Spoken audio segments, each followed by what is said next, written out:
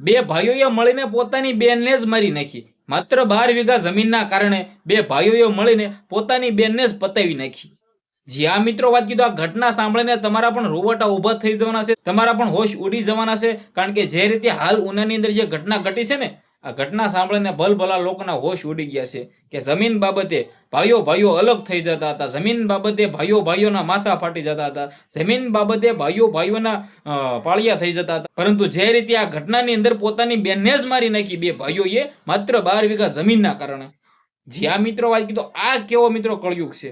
હાલ તમે બધા લોકો જાણતા ન હોય તો કહી દો ભાઈઓ, સૌથી મોટા સમાચાર મળી ગયા છે. ઉનાની અંદર જે ઘટના ઘટી છે, બે ભાઈઓ પોતાની બેનને જ પતાવી નાખી. વિચાર તો કરો કે ખાલી 12 વીઘા જમીનના કારણે, હવે 12 વીઘા જમીનના કારણે કોઈ પોતાની બેનને થોડી મારી શકે. જે આ મિત્રો વાત કીધું, આ વિડીયો અત્યારે એટલો બધો વાયરલ થયો છે, પોસ્ટર એટલું બધું વાયરલ થઈ રહ્યું છે કે તેના વિશે વાત જ ના કરો. કે ભાઈ આવું પણ થઈ શકે, એક જમીન બાબતે પોતાની જ બેનની હત્યા કરી નાખે. જી આ મિત્રો વાત કીધું, ઉનાની આ ઘટના છે, હાલ સોશિયલ મીડિયાની અંદર વાયરલ થઈ રહી છે. પરંતુ આ જે થયું છે બિલકુલ ખોટું થયું છે. પોલીસ આના પર કાયદેસરની કાર્યવાહી લેશે અને ભાઈ આનામાં જેનો પણ ગુનો કર્યો છે એના ઉપર કાયદેસરની કાર્યવાહી લઈને ત્યારબાદ તેનું મિત્રો વાત કીધું જેલમાં નાખી દેશે, સરિયા પાછળ નાખી દેશે. કારણ કે આવા લોકોએ પોતાની બેને જ માત્ર 12 વીઘાના કારણે મારી નાખી, તો આવા લોકોને ભાઈ બહાર દેવાનો કોઈ પણ અધિકાર છે નહીં.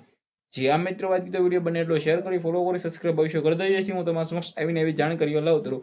આ તો આજનો વિડીયો ગમ્યો તો શેર કરો. આપણે એક નવો વિડીયો મળતી હશે. બધા લોકોને ધન્યવાદ. જય હિન્દ, જય ભારત.